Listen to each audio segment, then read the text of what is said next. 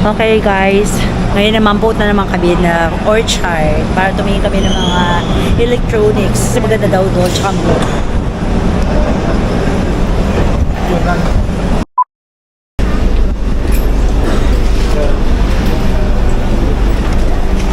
Okay. Guys, nakakapagod. Yung pinuntahan namin ng mall. Tek lang, isipin ko muna kung saan yung mall na yun. Grabe, super daming sale. Grabe, kasi nakabila ko lang shoes. Actually, bigay sa akin yung graph yun. Christmas gift niya sa akin. Nike. May papakita ko sa'yo.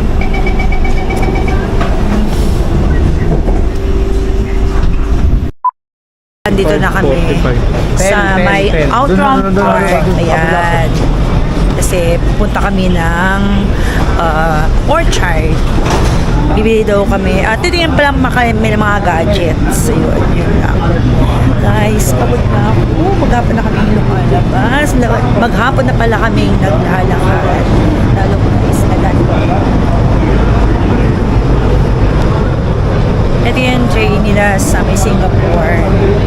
Yan. So, maglalakad kami ulit ng bonggang-bonggang lakad. Miguel, after niya, ito saan na? Miguel, saan na to? Saan na to? Orchard na po tayo. Orchard na tayo? Okay, Orchard na daw. Okay, ayaw niya. Pagod na daw siya. Ako rin, pagod na. After nito, kakain kami. Ay, hindi pa pala. Sa Lopasan. Saan? Ano meron doon? Ha? Hawker.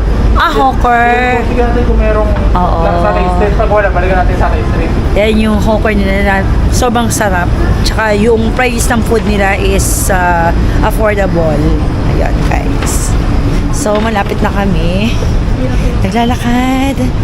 Look at their MRT station nila. Ito yung guys. Here. Okay. Nag-iinap din ako ganito guys kasi wala nang tao. Yan. It's already 8:15 in the evening. Pero hindi ako alam kung hanggang noong oras ang mall hours nila.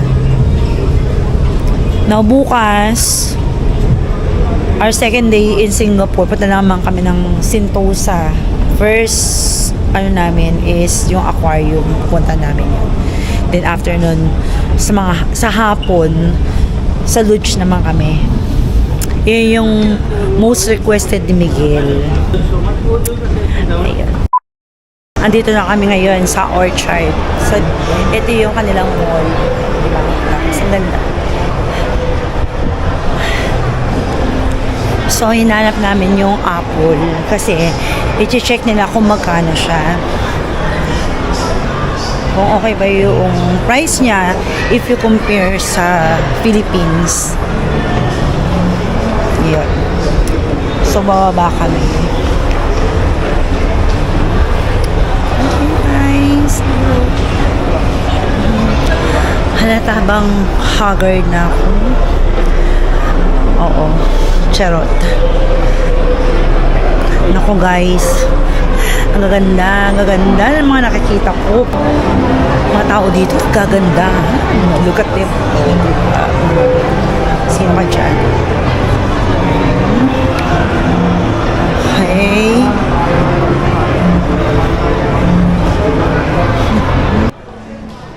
Papunta na kami dito ng Orchard Road.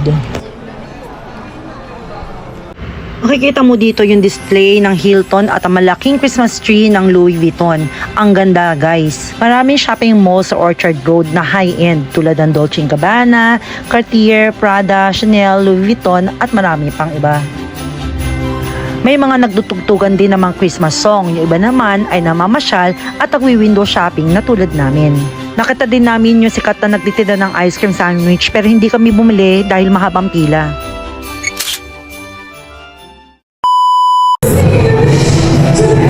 Dito kami magdi-dinner.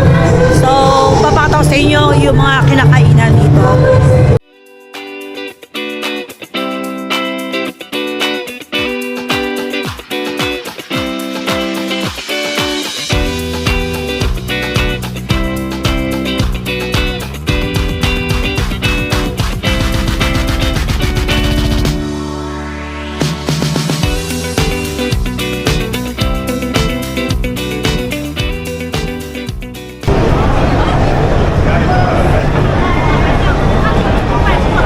Grabe, ang daming tao. Ano tawag dito, Kel? Ang tawag dito? Satay Street. Satay Street. Okay guys, sino nyo ang tao ah?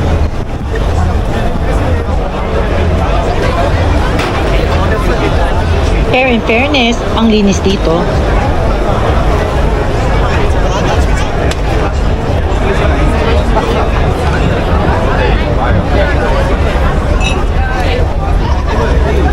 O diba guys, pila. Try namin yung mga food nila kung talagang masarap. Ang Satay Street ay lugar na may masarap na amoy. Take note guys, ang mga vendors are very passionate about getting you to dine. Honestly, ang Satay Streets were at least favorite food at the hawker markets.